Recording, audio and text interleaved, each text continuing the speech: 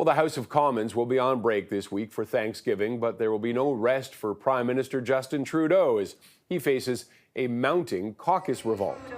A group of backbench MPs is in discussions to formally ask Trudeau to resign.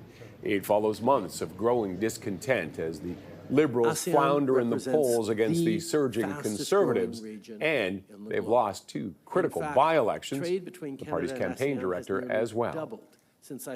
But today, the Liberals announcing a new campaign director, Andrew Bevin, a longtime Liberal insider. He got his start in the 1990s before going to work on Stéphane Dion's leadership campaign and then later served as Chief of Staff to Ontario Premier Kathleen Wynne. Most recently, he's been Chief of Staff to Chrystia Freeland and a senior advisor to Trudeau. Marjorie Mitchell is the new Deputy Campaign Director. She is the Prime Minister's Deputy Chief of Staff, and the party says she has deep roots in Quebec, a key battleground for the next election. Joining me now is Scott Reid, our CTV News political commentator. Scott, thanks as always for joining us. Morning, Roger. Happy Thanksgiving. And to you as well. I don't know how happy a Thanksgiving it is for the Liberals right now, but they have a couple of gifts. They have those two new appointments. Your thoughts on them?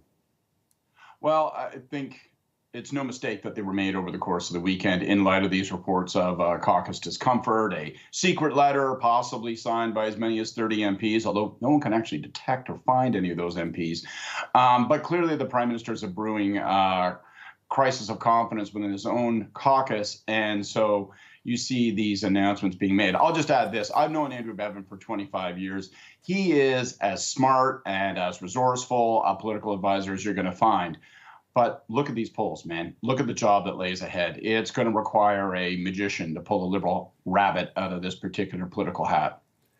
And so what we're saying is there's not a lot of hope. Why would he take the job then? Well, he's currently working as Chief of Staff to Chrystia Freeland. He is a senior advisor to the Prime Minister. I can tell you from personal experience, when the phone rings, especially on a long weekend, when there are headline stories about the government being in crisis, and the Prime Minister says, I've got a job for you that I'd like you to take, it's awfully darn hard to say no. So I think that, he's the kind of guy who responds to a challenge, maybe not one quite of this scale, but when the PM asks you to slip on the jersey, you hit the ice. All right, and he's got some big challenges ahead of him. These MPs, like you mentioned, we don't know who they are. I'm sure they're being located and found out, and there's conversations going on. What's unfolding right now behind the scenes? We have to remember for the past week, the Prime Minister and his Chief of Staff were away. And one way of looking at that is almost like you left the castle unguarded with the drawbridge down. Members of Parliament in the government caucus have been growing increasingly frustrated. Since the by-elections that you mentioned, particularly the one in June in Toronto, St. Paul's, really the response from Trudeau and the team around him has been, we're going to do more of the same. There's no fundamental change in terms of those around the Prime Minister, no fundamental change in terms of the direction of the government. It's key policies like the consumer carbon tax, no change, obviously, with respect to the Prime Minister himself, whether he will lead the party in the next election, and no change among cabinet ministers. And I think members of Parliament, particularly when they didn't have the Prime Minister to eyeball them, walked away from caucus this week and said, something must change. And if we must make it happen. That's what's behind this. How hard will they push? Will they come forward and be named? Will they be satiated, at least in temporary terms, with the appointment of Bevin as campaign director? We don't know.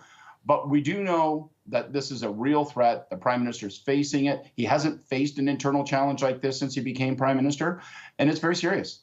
Is it enough for him to give pause and maybe consider the idea? It may well be. My guess is that it will harden his resolve to stay, that he will get his back up and he will bring his fist down.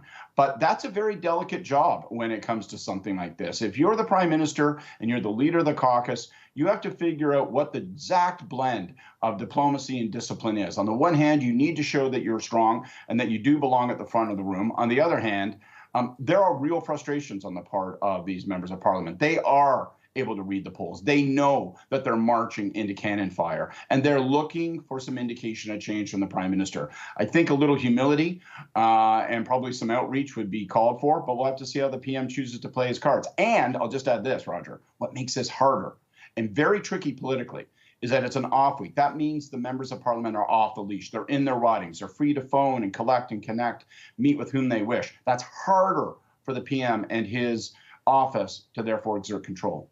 Okay. Scott, thank you as always for your insight.